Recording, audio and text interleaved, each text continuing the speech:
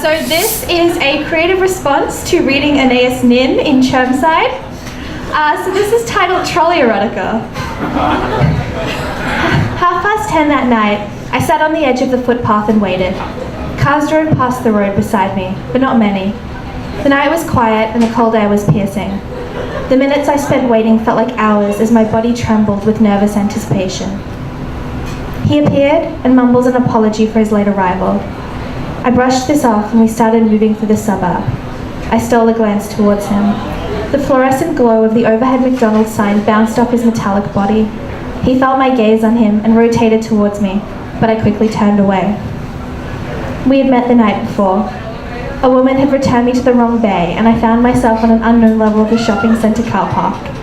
Unsure of how to get back home, I was on the brink of panic tears. Then he rolled towards me and asked if I was okay. Something about him enthralled me, and I felt compelled to see him again. He helped me back to the correct level and whispered for me to meet him the next day. I agreed, and I told him I felt the same. That night, with him next to me, I felt both calm and jittery.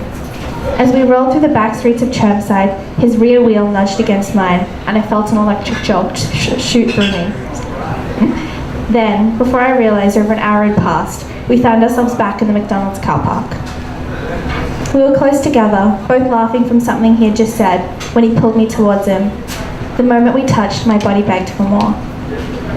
And at once he had pushed me down into the garden bed behind the restaurant. I squealed in surprise as we tumbled together.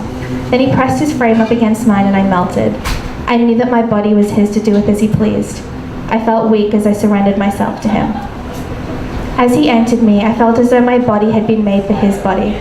My metal had been painstakingly crafted and shaped for him to slide perfectly inside me. Until that moment, I had no idea that my body had been yearning for his. How empty I was, and how I had never realized this before. It made me think to past lovers, and how no one had ever filled me so perfectly. I thought to the one who always criticized the size on my left front wheel, or the one that commented that my coin slot was crooked. But that night, it all slipped away. Our bodies came together, over and over.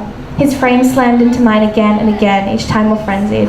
The sounds of our pleasure and the clanging of metal against metal rang out into the empty streets.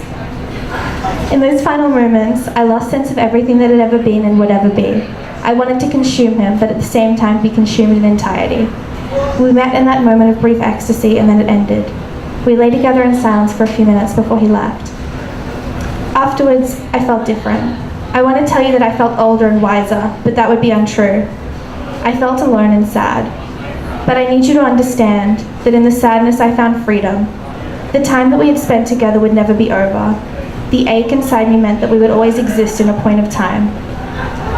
And I could take that time, wrap it up in a tiny little parcel, and keep it tucked away in my basket forever. And sometimes, when I wanted to remember that night and the way he made me feel, I could take that little parcel, unwrap it, and feel it all over again. So I returned to the shopping centre, tucked myself into the bay, and fell asleep alone.